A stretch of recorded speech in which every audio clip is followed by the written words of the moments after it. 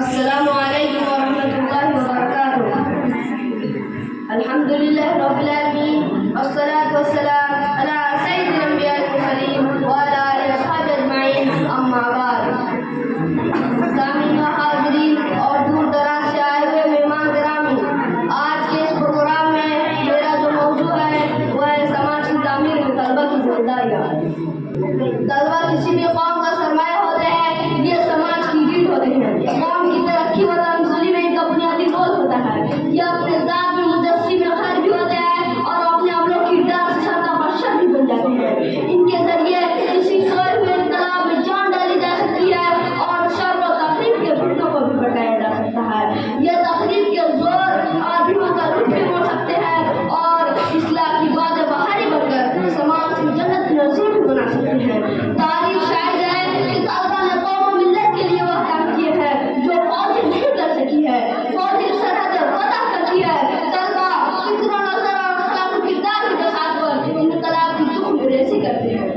سید نذیر حسین محدث دہلوی رحمۃ اللہ علیہ کے شاگردوں نے پورے ملک میں حدیث رسول کا جو غلطہ بلند کیا وہ ایک حیرت انگیز داستان ہے۔ وہ صاحب صفا تو تھے جنہوں نے مشرق اور مغرب میں نبی کے پیغام کو پہنچایا تھا۔ بہت بلد وحی و رسالت کی کرنوں سے روشن کر دیا تھا۔ اگر طلبہ جذبہ دعوت سے لیس ہو تو ان سے بڑی امیدیں اور کی جا سکتی ہے۔ یہ اس ملت کے لیے دکھوں کا درما بن سکتے ہیں جو آج صدموں سے کرہ رہی ہے۔ یہ خوشگوار تبدیلی سے سماج و معاشرہ کو ہمکنار کر سکتے ہیں اور خیر و نیکی کے عزم میں مستقبل کر لے تو زندگی کے افق پر دینی بیداری کی بو پڑ سکتی ہے۔ شاعر کہتا ہے رنگ محفل چاہتا ہے مکمل انقلاب، رنگ محفل چاہتا ہے مکمل انقلاب، چند شمعوں کے بھڑکنے سے سحر ہوتی نہیں۔ زمانے کی ہواؤں نے جہاں طبقے کو متاثر کیا ہے، گناہ و معصیت کے گندے پانی نے ہماری نسلوں کو غرق کیا ہے، وہیں پر طلبہ بھی بگاڑ سے محفوظ نہیں ہے۔ یہ وقت کے راہ میں بہ رہے ہیں، زمانے کے رنگ میں رنگ رہے ہیں۔ اسکول کالج اور یونیورسٹی غیر اخلاقی ماحول اہل حل و عقد کے لیے فکر و تشویش کا باعث بنا ہوا ہے، مگر وہ طلبہ جو ہوا کے مخالف چلنے کا ذکر مردہ رکھتے ہو وہ تاریخ بنا سکتے ہیں۔ یہ دشوار گزار اور کٹھن کام ضرور ہے، لیکن ابتدا چند دیالوں سے ہوتی ہے اور چراغ چراغ سے جلتے چلے جاتے ہیں۔ یہ تاریخ اپنے آپ کو دہراتی ہے۔ سچ کیا ہے؟ ہر شخص کہاں سوئے دار آتا ہے، ہر شخص کہاں سوئے دار آتا ہے، کسی کے دنوں پر نکھار آتا ہے۔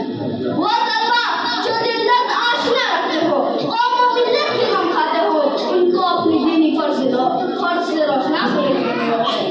اپنے منصوب و مقام کا ادراک کرنے کی ضرورت ہے۔ آپ ایک چراغ ہے جس سے گھر کے اندھیرے بھی دور ہو سکتے ہیں اور باہر کی ظلمتیں بھی کافی ہو سکتی ہیں۔ آپ کی مومنانہ سیرت سے اپڑتی ہوئی کرنیں سماج کے چپے چپے کو روشن کر سکتے ہیں۔ آپ یہ کبھی نہ سوچیے کہ آپ کیا کر سکتے ہیں، آپ کی بساط کیا ہے۔ آپ وہ شعلہ جوالا ہے جس کی چنگاریاں پہاڑوں کو بھیڑا بنا سکتی ہے۔ آپ وہ کڑکتی ہوئی بجلی ہے جس سے لچکلاہٹ کے بعد لرزہ بداندام ہو جاتے ہیں۔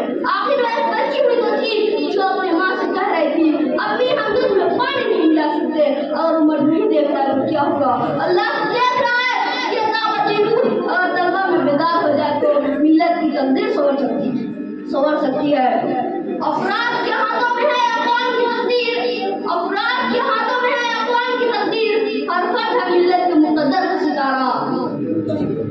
سامعین کرام، آپ کو اصلاح کا قدم طلبہ سے شروع کرنا ہوگا۔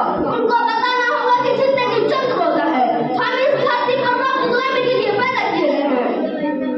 ہمارے رسول اللہ صلی اللہ علیہ وسلم نے بڑی پاکیزہ زندگی گزاری ہے۔ جوانی ایک امانت ہے، اس میں خیانت صرف غضبناک ہوتا ہے۔ اسی لیے علمی سے رحمانی بن کر اپنے قول و عمل سے ایک نئے دور کی شروعات کرنی ہے۔ پاک رکھ اپنی زبان علمی سے رحمانی میں دوں، پاک رکھ اپنی زبان علمی سے رحمانی میں دوں، دیکھنا تیری سزا ہو جائے نہ بے آبرو۔